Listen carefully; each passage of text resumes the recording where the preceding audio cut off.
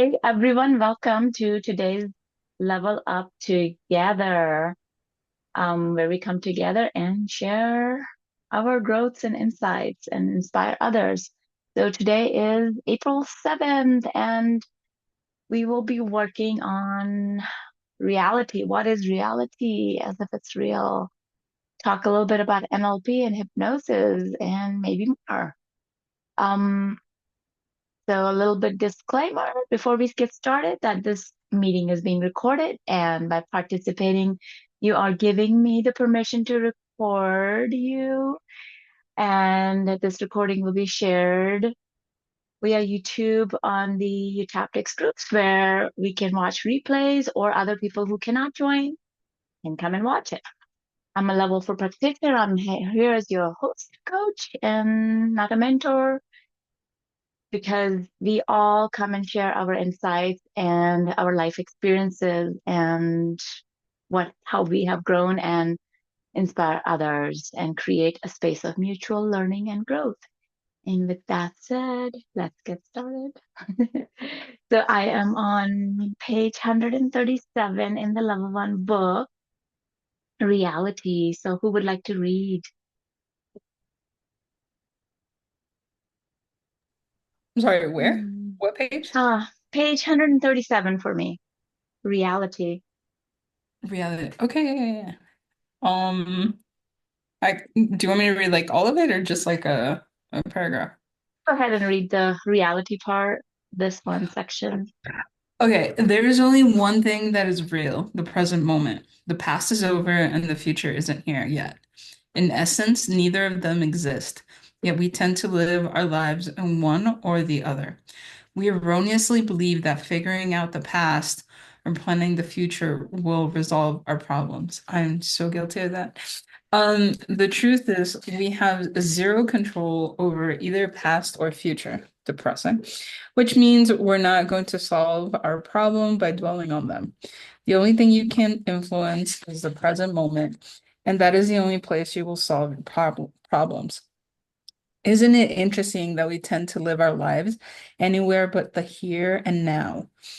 Think about how often you are either thinking about the past or the future. For the average modern adult, that is pretty much all the time. With Utaptics, you can start taking control over your present moment and making life altering changes for the better.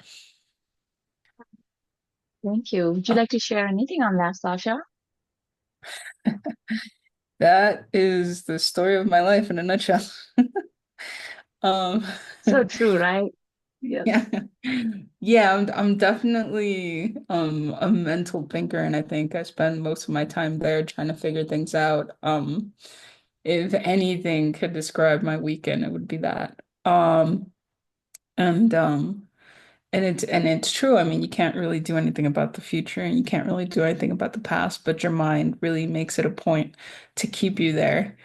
Because like if you figure it out there, then everything will magically put itself into place. And so yeah, I think for me it's sometimes figuring out how to shut off that mind and really being present and finding safety in that. Like it's weird because it's like if you're worrying about it, you feel that you're doing something. So that provides a false sense of safety.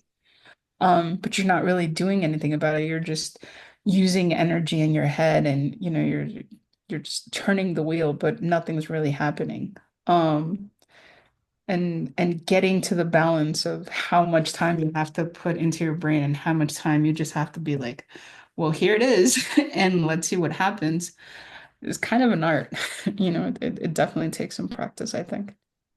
Isn't it? I know. So true. Thank you. Yeah. And like you were saying, um, how I experience it is like a sense of like, I think I'm in the present because I'm watching out what's going on, but there could be a vigilance. There could be like making sure nothing else is wrong, that everything is good. Like there's a vigilance thing. So that, of course, is coming from the past, so we can say, oh, yeah, I'm in the present, but it's actually that being in the present, but it's coming from the past. So I might not even be lingering in the past and rehearsing the old memories, but that the way of being in the present is influenced by how I needed to be in the past. So now I'm being a certain way and watching and vigilance, So, but that is also the past, So that's why we change the past so that we can be in the present moment, just as it is, like just being amused by what's going on instead of like, oh, oh, there it goes again or whatever. So Well, like, I mean, I think for me, like it's a sense of your past guides your focus, right? Because like let's say for instance you put yourself into a situation where you have a past experience where it was negative and now you're at the lookout for that. So now you're not even enjoying what could be or open to all the possibilities of what is. Now you're just looking for that repetition and pattern that you had in the past. exactly. Yeah. Yeah, absolutely. It's just mind blowing. Yeah. Randall, would you like to share anything on that?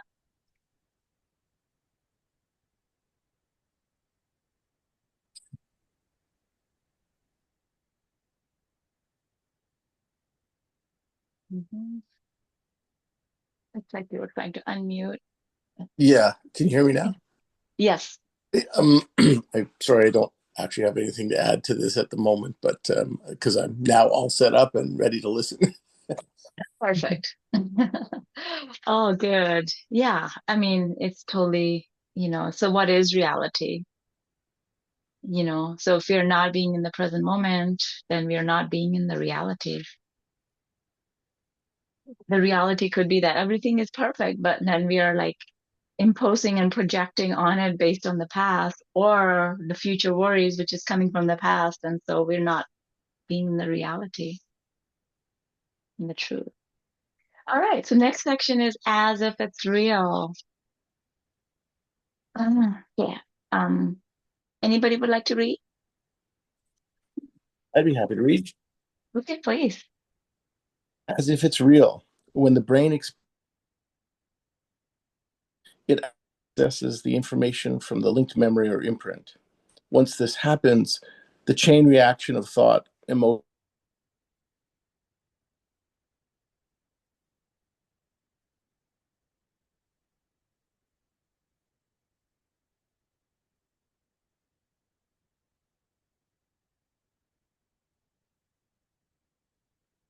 My internet is being choppy, or I'm gonna.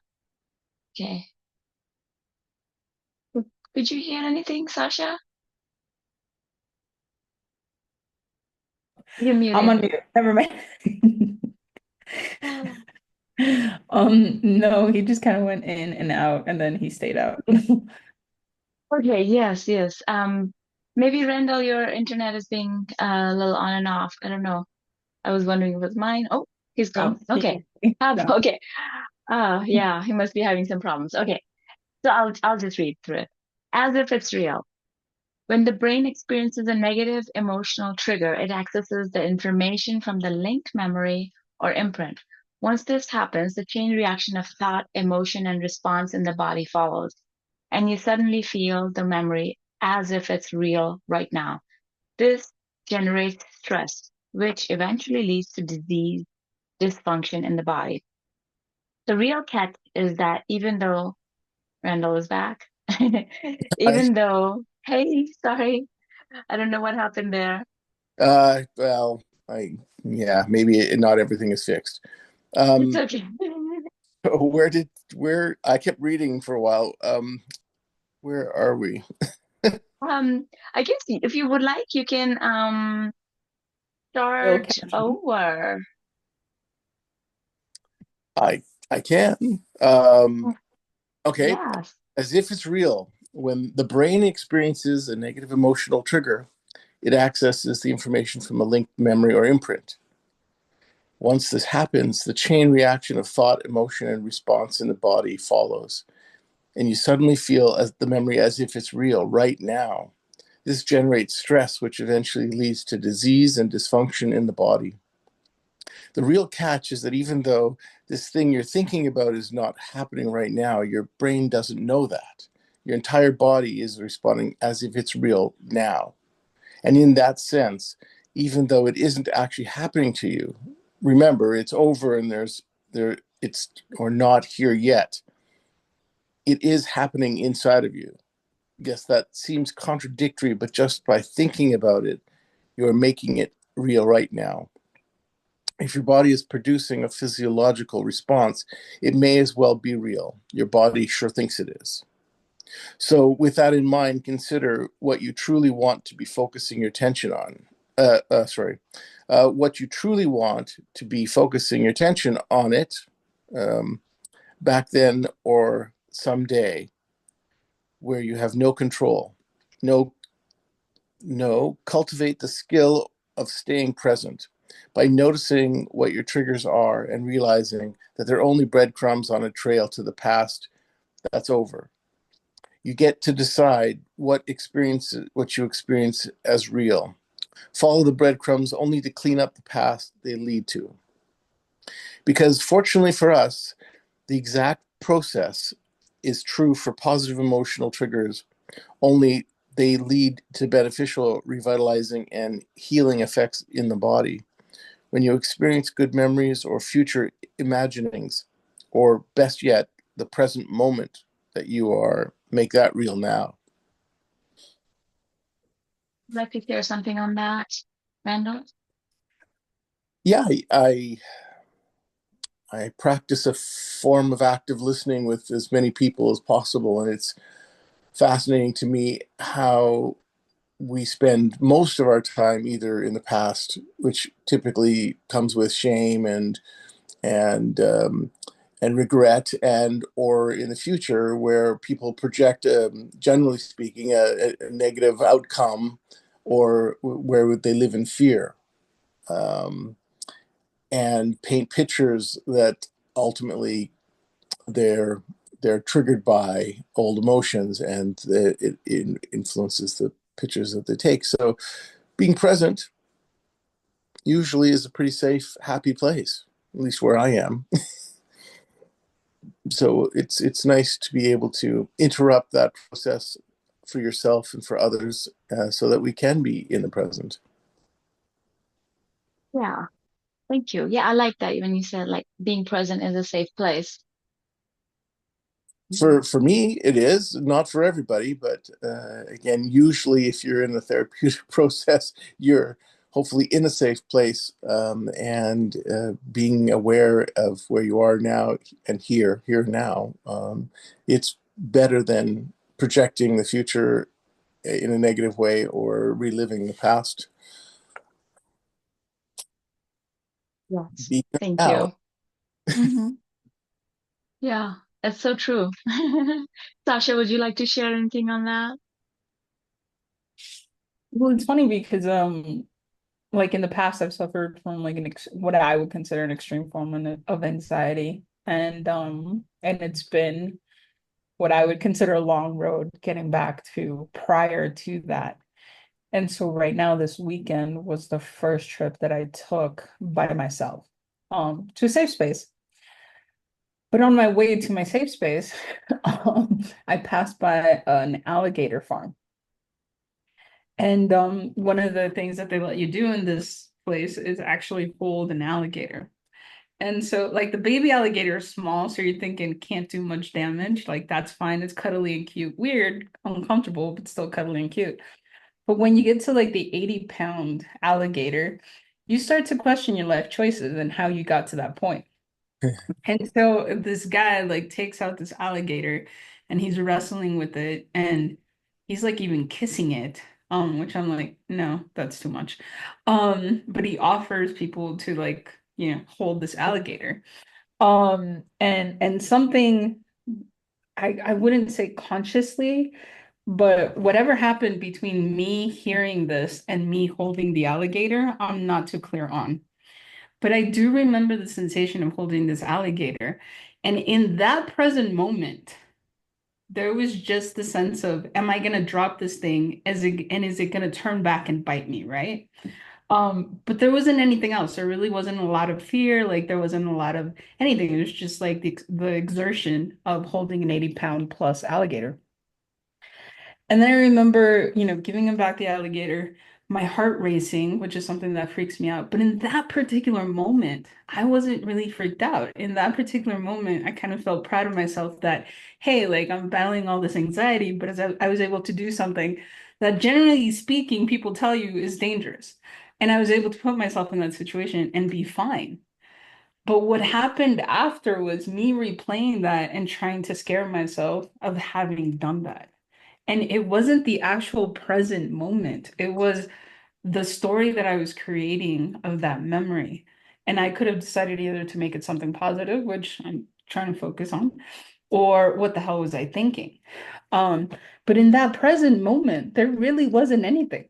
Like in that present moment, even though it was a dangerous situation, I was fine. And it's interesting how fine you can really be in a lot of present moments.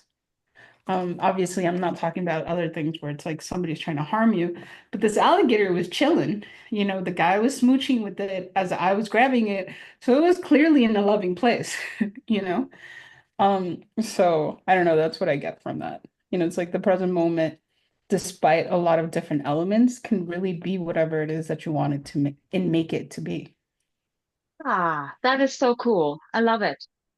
That's a very interesting story because that's how we would be in nature, like as a natural being part of the nature. We would be a little concerned, we want to make sure that we're safe from the alligator, but there's no real harm, we don't. But then, then we start making up stories as Homo sapiens because we got a big, brain to think about everything and judge and argue and have internal dialogue about what if and this and that, right? So we just make it worse than it is, right? But if we were just out there in the natural world, living our natural life, whatever, and we wouldn't scare ourselves, we would be just fine. Yeah, I mean, Yeah. it's So like that was so obviously, cool. thank you. That was such a cool experience just to experience that and that being in the present moment 100%. So yeah, thank you for It, sharing it, that. it was nice not to give in to fear and to trust the moment because if the guy's Yeah. telling you you can hold it, there is a sense of level of safety and trusting in that. Um, Right. Where was that? May I ask, like, where are you? Like, no, I'm originally from Colorado and I'm in New Mexico at an ashram, so like my safe space kind of a thing. But on my way here, there's a Colorado Gators, that's what it's called, my and goodness, they have a lot of different specimens. They have about 300 alligators, different kinds, different crazy. sizes. Yeah, and so it was I would interesting to have, be there. yeah, I wouldn't have thought that they would have a crocodile farm or alligator farm in Colorado. That's so cool. I would not have either. Thank you for sharing that. All right. So, what is neurolingual programming? And Randall, I think you do some hypnosis and NLP. Is that correct? I don't do hypnosis so much, but I have been working with NLP for quite some time now. Would you I like to read? Yeah, would you like to read this? Yeah, happy to. Thank you. What is neurolinguistic programming or NLP? The Oxford Dictionary defines neurolinguistic programming, or NLP for short, as a system of alternate therapy intended to educate people in self awareness and effective communication, and to model and change their patterns of mental and emotional behavior. It is an approach to communication, personal development, and psychotherapy created by Richard Bandler and John Grinder in the 1970s. NLP utilizes tools and techniques aiming at eliminating unwanted patterns, beliefs, behaviors, etc., and instead adopting and modeling the behaviors and attitudes of those who have achieved excellence in this particular area of life. Neuro is the brain and the nervous system. Linguistic is the language of the brain and how we encode, organize, and give meaning through subjective experiences. and using the process of our five senses, how we think and communicate verbally and non-verbally to produce results and change. And the programming part is changing our neurology, values, and limiting beliefs about ourselves and others to interpret old unwanted behavior, install positive choices for personal growth, and change to achieve our desired outcomes. Thank you. Would love to hear your experience with NLP and whatever you would like to share. Well, I find that NLP and EFT and faster EFT are intricately linked. It is largely impart the skill set that one develops so that we can actually help people access their information and look at it and then reframe it. And faster EFT gives you the interrupt, which is also an NLP term, but we interrupt and reframe the thought, the thoughts, the words, the pictures, so that we break those connections, and then we find ourselves when we're triggered going to the new place, which is why we rehearse the positives.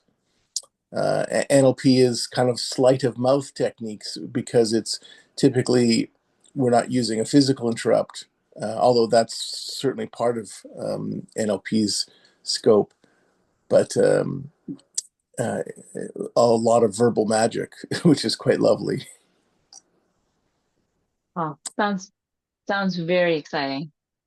Thank you. Do you have any fun experiences or interesting things in your experience with NLP you would like to share, Randall? Sure. I We were learning on. I was learning a module where we're using physical anchors. So one of my favorite aspects of faster EFT is the breathe, squeeze, and peace. I make a big deal of that, and when I working with others, I make sure that the BSP, that they are the emotions that are associated with the squeezing of the wrist is something really strongly positive. So I tend to enhance that so that it could be used on its own, just to give it a squeeze and go to a deeper space of a deeper place of peace. And one of the NLP experiences we had was to take a belief system and change it, so that it would have a different outcome. And how we did this was to use physical anchoring, which, like the BSP, is a physical anchor. And we anchored three different phases to accomplish this. One is identified the belief that we wanted to change and all the feelings that were associated with that, and we'd put that in a let's say one finger squeeze. And then we had the person resource or look for uh, a moment of confusion where they really were not so solid, and just that general middle place of insecurity. And then we worked out what the new positive that we wanted to move to was, and it had to be associated with something they were very confident about. Well, actually, it didn't have to be that, but that was ultimately what we were looking for. And so after you've predefined these things and you've created three physical anchors, different anchors for each feeling, the confusion, the old trigger, and the new place you wanted to go, you would fire the trigger by hitting that physical thing, and they would experience the sadness or the anger or whatever it is that they were. And then while you're holding down on that anchor, you hit and trigger the confusion, and those two mix together to make them a little bit less secure, knowing they haven't rehearsed this before, and so they're less secure in what they know. And then you take your finger off of the old traumatic memory and you stay on confusion. So they kind of transition from I know this to be true and that's why I've hurt so much, to I'm now a little bit confused, to I'm not really sure what I'm doing here because I'm in my confused state. while you hold that confused anchor down, you fire the replacement positive direction as well. And again, that sort of blends these things together. Then you take your hand off confusion and go right to the positive. And that transition from, I know this is bad, this is in my memories, to I'm not quite sure, to I'm really confused, to hey, wait a second, I'm sort of believing in positivity, and then poof, you're end up there, and it can be very, very elegant. One of my clients, who's a very wealthy, intelligent, educated person, what we were looking for in the confidence trigger, I said, well, find something that you feel really confident about. And she says, okay, I got it. And I said, what is it? And she goes, well, every time I get up in the morning, I choose my clothing, and I know exactly, without question, what shoes have to pair with the rest of my things. I guess I, this isn't a perfect example of the type of work that I just described, because this was actually adding confidence to something else. But that was an interesting experience to see how something as simple as I know what shoe to wear, could lead to something so strongly positive. Right. That is so cool to install that confidence in a different area of their life where they needed it. Yeah, Mm-hmm. So neat. Thank you. Love it. my pleasure. Yeah.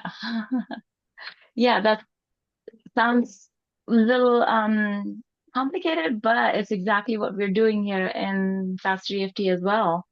It's just, changing states from the negative state to the positive state, and then looking at the negative and it's like, oh, it's not even good to see you, Randall. Thank you for sharing that. My pleasure. Yeah, love it. Yes. All right. Wonderful. Sasha, would you like to share anything or any insights on that? Well, you were talking about a funny story with NLP. I've only done NLP, I think I only did it once, to be fairly honest. Um, and I don't, so I get home and I go to my bed and I see a big face of Freddy Krueger. Um, so Freddy Krueger was probably the first horror movie that scared me.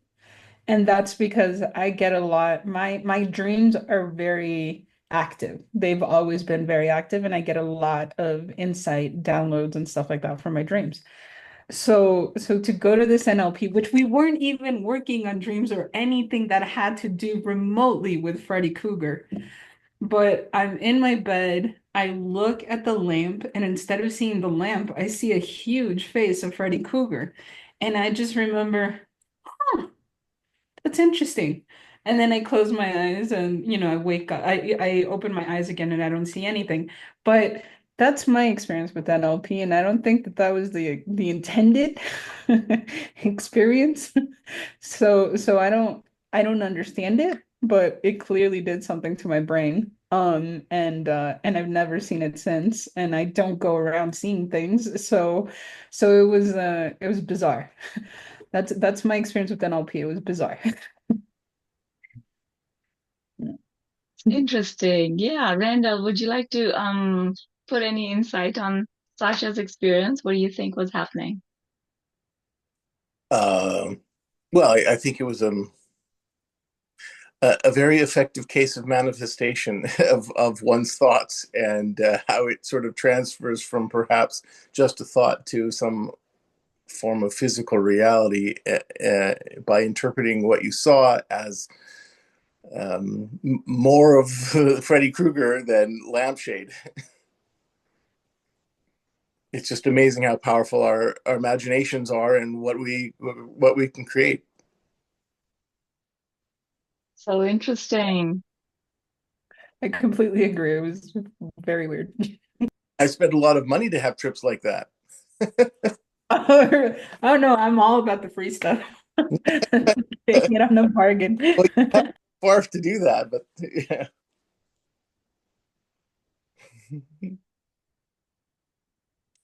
All right. Okay, cool. Well, let's go on to what is hypnosis. Would you like to read, Sasha? Sure. What is hypnosis? According to the American Journal of Clinical Hypnosis, hypnosis is defined as a state of human consciousness involving focused attention and reduced peripheral awareness, and an enhanced capacity to respond to suggestion. There are many different definitions of hypnosis. Some examples include an alternative state of consciousness in which the attention of an individual is focused away from the present reality and towards images, thoughts, perceptions, feelings, motivations, sensations, behaviors, or any combination of these. An altered state of consciousness is in which one can access creativity, retrace certain inhibitions, reprogram patterns, and work with pain relief. A psychophysiological state induced like sleep, characterized by a heightened sense of suggestibility and weakened critical judgment. Hypnotherapy is the use of hypnosis to treat physical or physiological conditions. Since 1958, the American Medical Association has recognized hypnotherapy as a valid medical treatment for many conditions. In the context of eutaptics, hypnosis is trance, the mind's ability to imagine, experience, and to feel as if it is real now, recreating or building an experience that produces emotions and behavior, magnified focus with intense sensory perceptions, destroying the reality of right now with the imagination, automatic responses with internal or external stimulus, the mind's natural process of accessing its programs. It is a natural process we all use. Examples: driving and arriving safely without remembering the drive, recalling the past, and feeling it today. Our problems and limitations, as well as our successful attitudes and behaviors, are the result of some form of hypnotic state or communication. Cool. Would you like to share anything of your understanding, Sasha? I've like worked with hypnosis a lot, and I think NLP had more of an effect just because it was such a profound experience. Um, but when I think of hypnosis, I think of like the Las Vegas shows, right? Where it's like, you go there and they make people do raunchy things, and I'm like, are they not really aware of what they're doing? Like, I mean, like that just sounds so embarrassing what they're doing in public, right? Um, so I don't know. I've like wondered, like always wondered about it, but I don't think I've had like a personal experience where I could be like, oh wow, this is like powerful. I still kind of like I'm skeptical in a way, I guess. Just from the stuff that I've seen in Vegas. Ah, Skep- interesting. I'm sorry, what, Randall? you mentioned you feel skeptical. What is it that you're skeptical of? Well, my experience is showmanship, which was funny because on one of these things, I think I said show as opposed to experience. Um, like I'm thinking, I'm remembering, the experiences that I've had with it. And, I mean, it's an adult show, so it's Vegas. So I don't think I have to go too much into detail. But like I would just be very embarrassed for a lot of things that these people are doing on stage. But then again, I'm wondering, it's like, I don't know these people, what if this is in fact true? Or like there's just so many things to question the validity of this, I guess you could say. Sort of Yeah. like buy-in of the person on stage, not necessarily having an authentic hypnotic moment, but I'm up here, so I better act and go along with it. Is that what you mean? Yeah, like a combination of a lot of different things. I mean, it's like a lot of people want attention, like, or what if they're like paid actors, like it's part of the show? Like, I've only gone once, I don't know. So it's like, I guess I don't have like a true, I guess, experience of this. And like the videos that or audiobooks that I've seen, I wouldn't say where it's like it's been in really impactful in my life. Like I wouldn't say that. I think I've had more success with like subliminals over time as opposed to the experience that I've had with like audio stuff, with hypnosis. Yeah. Hmm. Hmm. Yes. I'm seeing Freddy Krueger with hypnosis. I, I believe there's sort of variations of the exact same function happening. It's just different. Like audio may not have the same impact as if you visualize something and hear the words and do those kinds of things. So of those different modalities that we tap into. Um, but I think it's all ultimately the same mechanisms. We're just accessing them differently, whether you're tapping or you're humming or rolling your eyes, or um, it's just a like the defractionation is again it's sort of this interrupt of the trance that we were already in. um, in level one, they showed us some Darren Brown video. Did you see any with this Englishman doing amazing things with stage hypnosis and other things?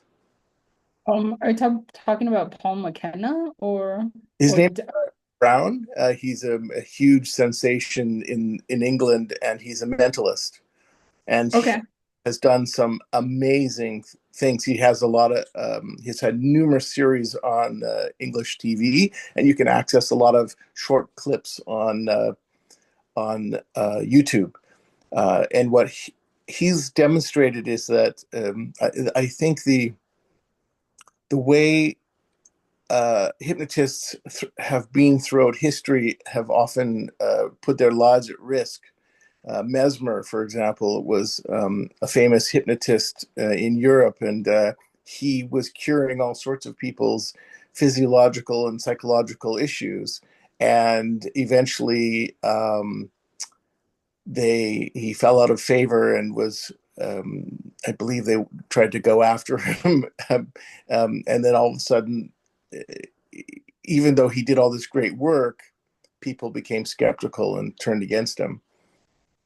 So one of the this is just my perception, but when you're told, oh, you can't be hypnotized to do anything you don't really want to do, that is to placate the public. But the truth is, and Darren Brown has done this several times with amazing results, he proves that you can, in fact, be hypnotized to do something you don't want to do, and does it through a mental different ways of doing this. But he, in one of his shows, he actually convinced somebody to push somebody off a building to their death, and My they did goodness. in another one, he conditioned and ultimately through a version of hypnosis, took somebody who was well educated, never had done a crime, and uh, got him to spontaneously rob a bank by pulling out a fake gun and taking the money and trying to run. And he wasn't that wasn't necessarily in his nature. It is interesting. Yes. Right. Scary. So there's all these, this repetition to hypnosis that you can make anyone do anything you want, right? If it's in the hand of the wrong people. But how we use it in eutaptics is, they say, oh yeah, the trance has to be generated in that and all that. The hypnotist can do it, but we are already always in a trance. So when we are thinking of the past, when we are not currently in the present moment completely, we are in a trance of the past moment. We're always in a trance. Like with your alligator memory or experience, Sasha. So when you were there in the moment, you were there completely. But after that, you went into the trance of like, oh, what if, it could happen, all the bad things that could have happened. That was a complete trance. You were not just, driving back down to your ashram in New Mexico. You were in a trance of alligators. So that was a trance. And, so it's like we are always in a trance. We're always like, either thinking of the past or the future. But in eutaptics, we are utilizing the state of trance to go back there as if it's real. And then we reframe that, we recreate a new memory. And that's a trance as well. As we're creating a new memory, that's a different trance, but it's a better trance. We're changing those memories to a better trance so we can act from a better trance. Um, and then we are going to the future. We are doing a future pacing where we see ourselves as a different person. And so we're creating a different trance of the future. So it's just all trance work, what we're doing in new tactics as well, because we're always in a trance. So might as well create a better trance for ourselves to guide us to a better place. I mean, ultimately, it sounds like you have somewhat of control of, where it is that you want to guide your ship. Uh, Yes. Yeah. And so minus that, mhm. and changing that and how much you allow that to influence you, kind of a thing. But at the same time, it kind of sounds like Randall saying that even if you don't want it to influence you, it has been shown that you could still be influenced either way. Right. So basically Like what so there's that. Go ahead, Randall. I said, it's like watching the news. Yeah. Watching the news, we go into a trance because we don't know what the reality is of the news half the time, really. And we go into a trance of the, oh, this is what's happening, and we believe it, and we get all riled up about it, or we get like hated with it, it's like, but we don't know what real is. We're just watching it on TV. Yeah.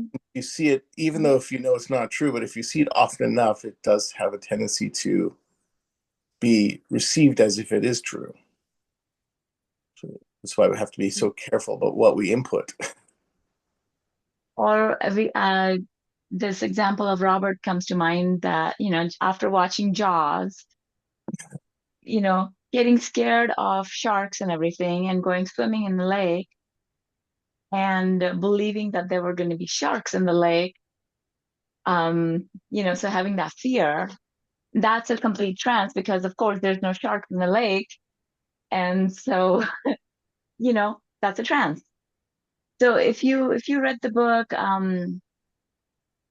the Monsters and Magical Sticks that's recommended in your tactics, it talks about like we're always in a trance.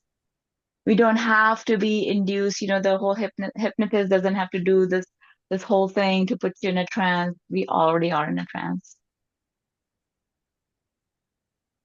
Yeah. Um, so, and so we utilize those parts of hypnosis to go to the past because that's a trance, change that, create a new trance in the past, create a new, better future trance. And as we do that and utilize that in our life, we kind of like come to this place of healing and being in a better trance. Because basically anything that's not real in like we were talking reality, we're not in the reality of the current moment, we're in a trance. So we're creating a better trance for ourselves. But yeah, there's the reputation of hypnosis is like they can make you do anything, but um, it's like stage hypnosis is a completely like a entertainment business.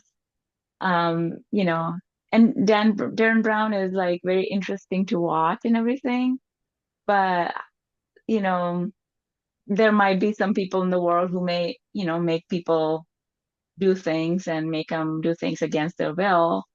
And a lot of people I think who maybe like I don't know, their heart is not in the right place. It's the best way I can put it.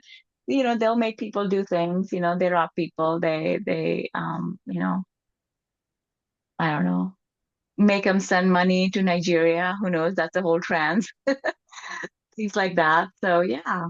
I mean, there are people, but when we're going to our practitioners, they have our best interest in their minds. And so then we allow them to create the better trance for us from here to there. It's Mm. important to trust your source. To Yes. Yeah, Yeah. I was That's thinking when she was telling the alligator story, it's like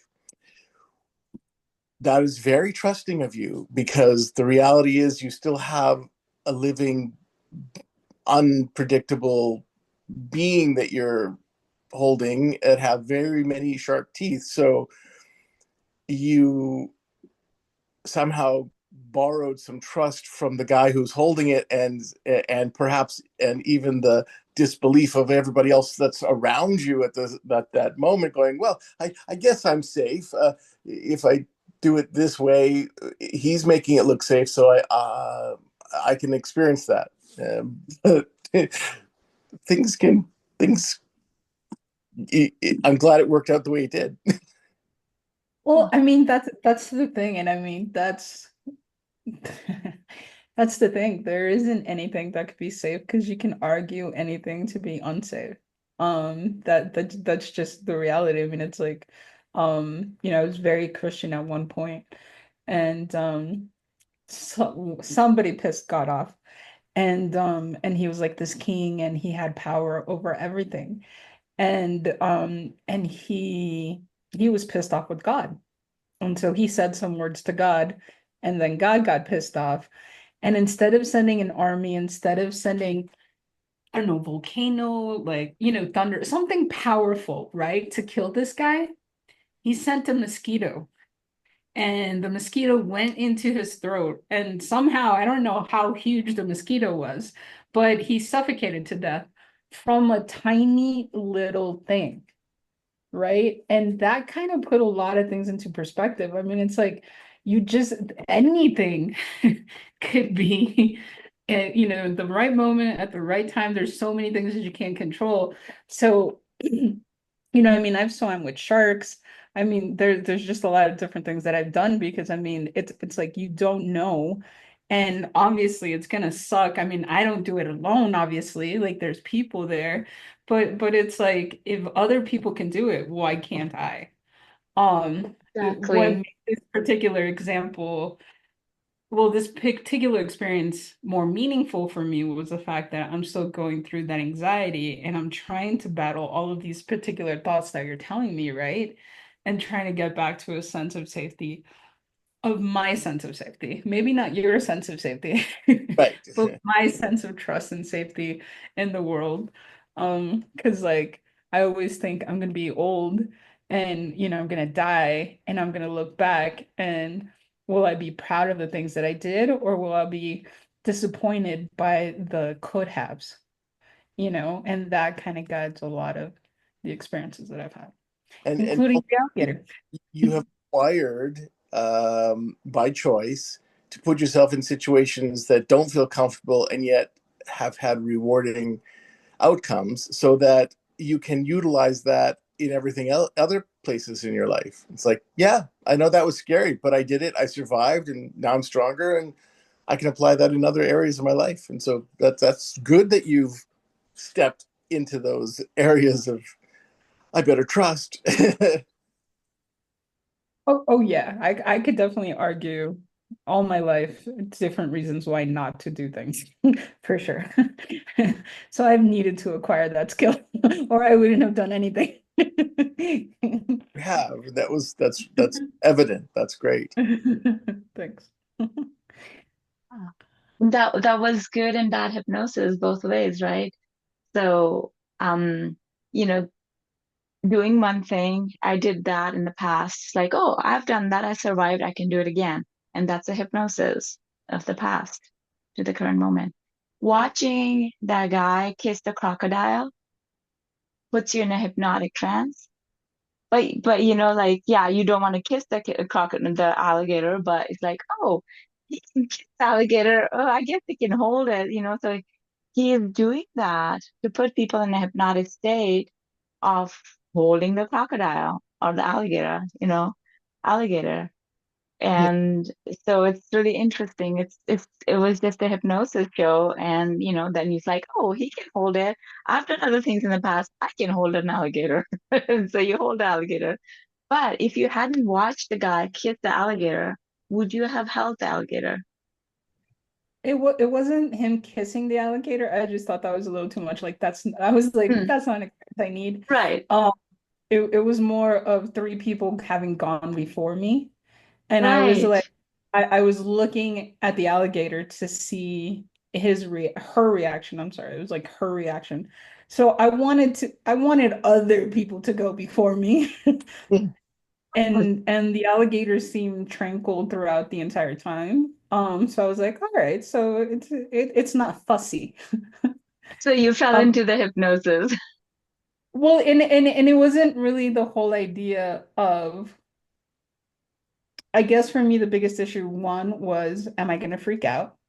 Am I going to have emotional capacity for emotional regulation? And two, do I have the physical strength to hold an 80-pound alligator in case it does get fussy? So I kind of had to go on the fly and Yes. think, can I do it? And that's why I was very conscious of how I felt. And Mm, that's why I brought it up with the present moment, because it was like, I'm not freaking out. I'm not like, do you know what I mean? It was like, I'm here, I'm present, I've assessed the risk, and apparently it seems doable at this particular point in time. Yeah, it was a quickie. I was like, take the picture, here you go. But, it got done either way. so One cool. Yeah. one could argue Randall, the alligator Mhm. itself was hypnotized. yes, the Yes. alligator was hypnotized. What I'm hearing from you, Sasha, you were in a very conscious mind. When we're in our conscious mind, we're judging the possibilities, this and that, and you're like, okay, am I going to freak out or not? Do I have the regulation? Can I hold it? You were doing it very consciously, right? Yes. You already watched other people. Okay, how's the alligator? Is he hypnotized or not? Yeah, And like then you I'm not were, going to be the first person to go into the chopping block. No, no, no. I want to see how yes, other people that's go. so interesting how the mind works, right? Yes. Yeah. I've Yes. seen many angles for Yeah, sure. so interesting. Yes. So yeah, very interesting about hypnosis. Anything else any would like to share?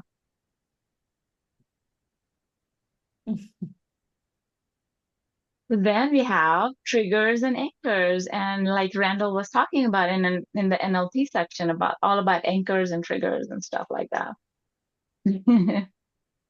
Would you like to read, Randall, on triggers and anchors? Sure. Triggers and anchors. Utilizing the power of triggers and anchors is integral to making changes in your life with Utaptics. Let's start with triggers since they are the more common of the two. A trigger is an external event or an internal thought or belief that starts or triggers a behavior or response. They are created in the subconscious, the unconscious mind limbic system, either through repeated stimulus or a single experience of intense emotion. They are linked by the modalities of the memory and the current event or thought. Sometimes you see, hear, feel, smell, or taste can fire the trigger. This is also known as a stimulus response conditioning.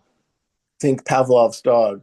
Ring the bell, salivate, and to a large degree, you don't have control over these triggers. They just happen.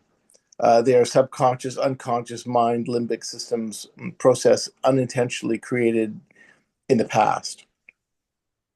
Um, Imagine what happens when a gun is fired. The trigger is pulled, creating a chain reaction within the gun that results in the bullets being propelled from the barrel. Once that trigger is pulled, the chain reaction starts. There's no stopping it. The bullet is going to fire. Likewise, triggers create instant automatic reactions. They are linked to both positive and negative events. In the case of negative triggers, you can end up doing or saying things that hurt yourself or others without intending to, or even knowing why you did what you did. All you know is you've reacted without thinking. Anchors, on the other hand, are intentionally created or set to a sound, physical gesture or touch, a physical anchor for sure, and are used to generate good feelings on demand. Whereas triggers are subconscious and unconscious mind limbic system reactions.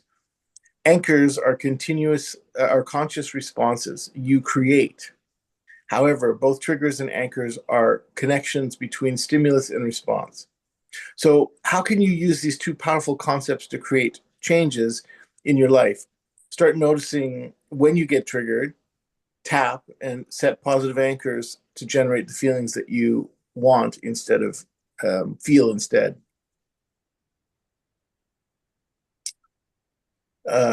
If I may add a little bit of an interesting thing about Yeah. Pat's dog, it's for some reason it's very commonly thought that they used a bell.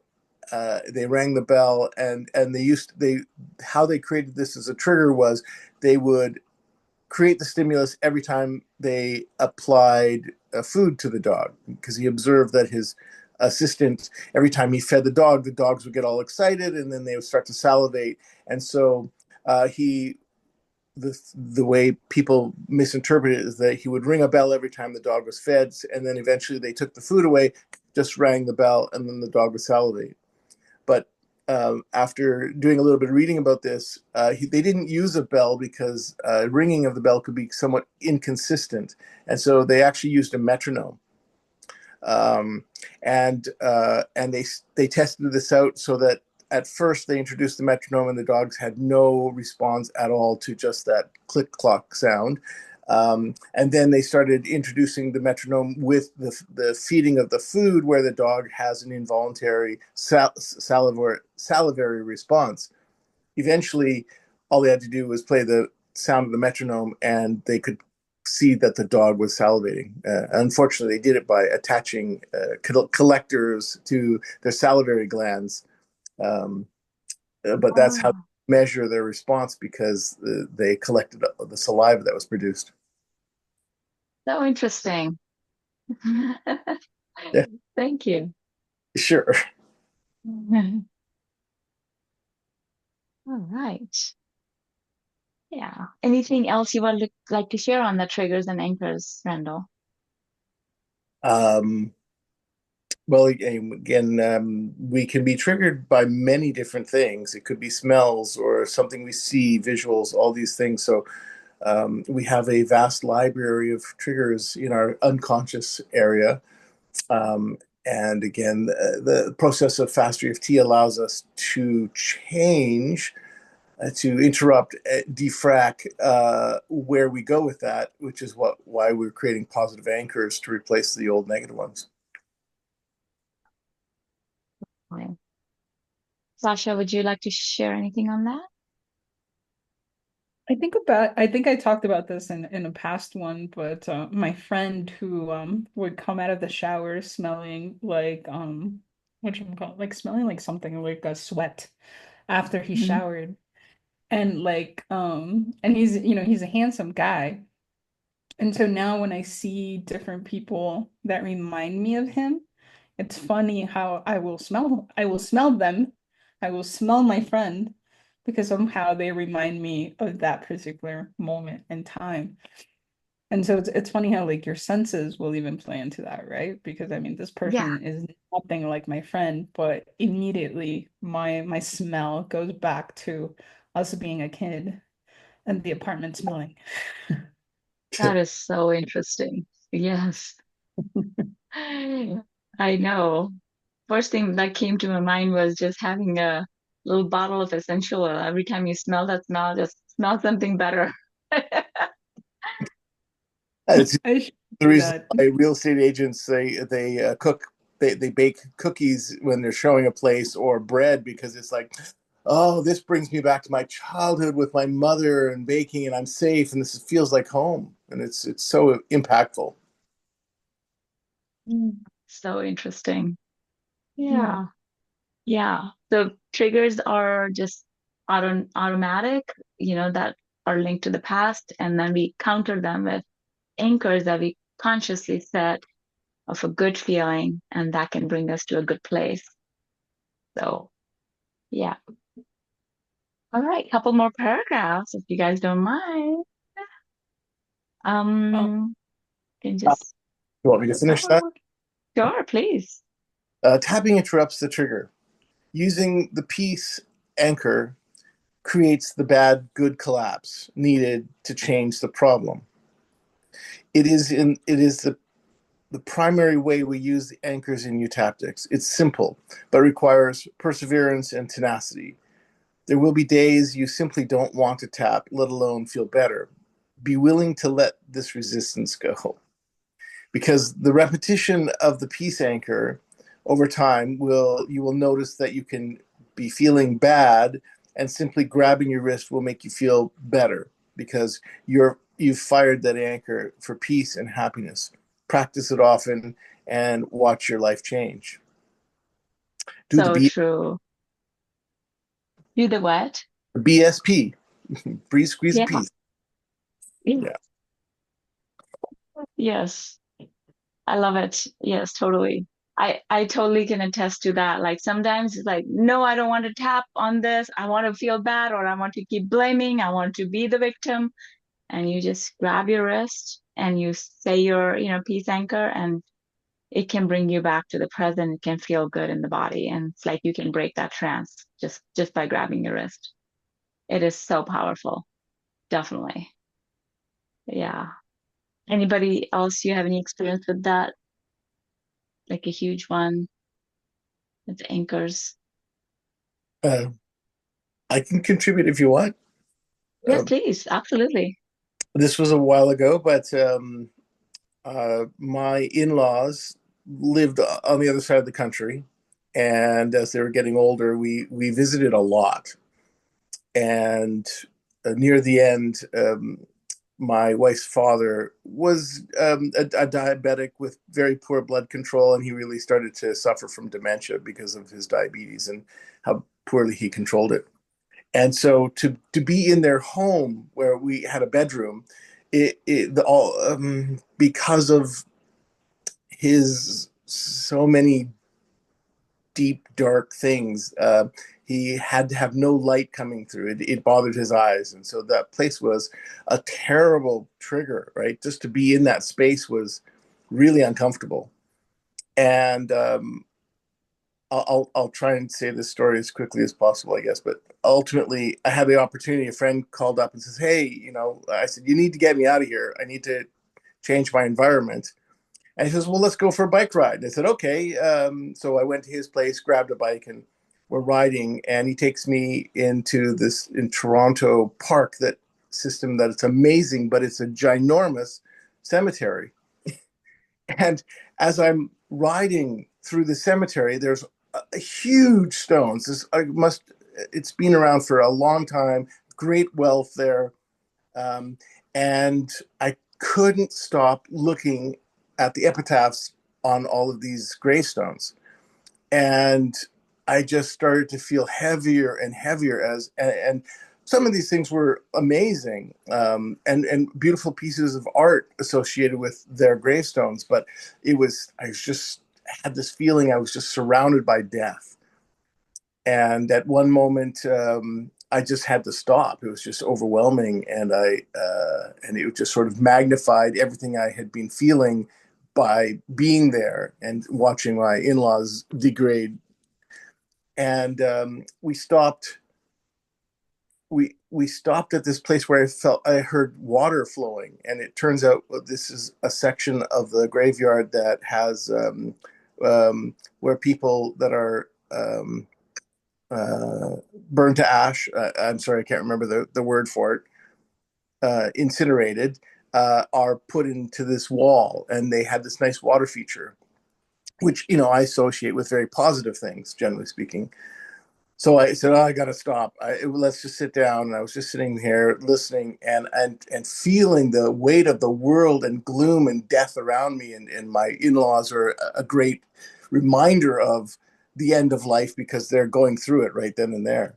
And and I just started to tap. It was just like, oh, this fear, this heaviness, this weight. I let it go, and all of a sudden, I went from 11 or 15 out of 10 of this weight and gloom and pain that I had been feeling for some time while being there, to it just vanished. It was the first, most strongest experience I'd ever had with Fast EFT of the flip. And I just couldn't stop laughing all of a sudden. It was just like it was such a strong shift that I was just laughing uncontrollably. And fortunately, there wasn't really anybody around. But my reality changed in that moment so strongly. And that's one of the amazing things that have stuck with me of how incredible this gift is, this technique that can shift from 180 degrees in seconds. That's amazing. Oh, cool. Thank you. Thank you for sharing that, Randall. Wow. Perfect. So Oh, what was it if sorry, Sasha, did you want to say something? no, I just said powerful. That's it. Powerful, yes. So what was that particular piece that just shifted it? Was it just the tapping process? Was it a peace anchor? Was it just shifting that reality, just the sound of water? What was it that Well, shifted you so powerfully? I think I did gravitate towards the water, even though I had no idea what we were doing or where we were going. It's because I associate running water and a babbling brook as something peaceful, but that wasn't. I think that was the invitation, but it Mm, was a recognition that suddenly, oh, this I am feeling all this. I didn't, it's and I could yes, get if I wanted to. Like this is what's happening, but it isn't actually happening. It's what I'm creating. And then yes, Mastery of Tea, it was like, oh, wait a second. Um, this is what I'm feeling. It's not why I'm feeling it. It's why is the trap. What am I feeling and what do I want to feel? And that was the escape from that. And love it. it was amazing. Thank you. Yes. Thank you, thank you, thank you. That was beautiful. Yeah. I think soon as we can step out of the trance and the trap is like, what I'm feeling and where I want to go, that's what that's where the freedom is. Like hugely we can shift out of it. Yeah. Thank you so much. Thank you. This was really good discussion today and very intimate. So, we really got to talk about a lot of stuff. So thank you so much, both of you, for being here. Thank you. See you Thank next you. week. All right. Bye. Bye. Have a wonderful day. Bye bye. You too. Thanks.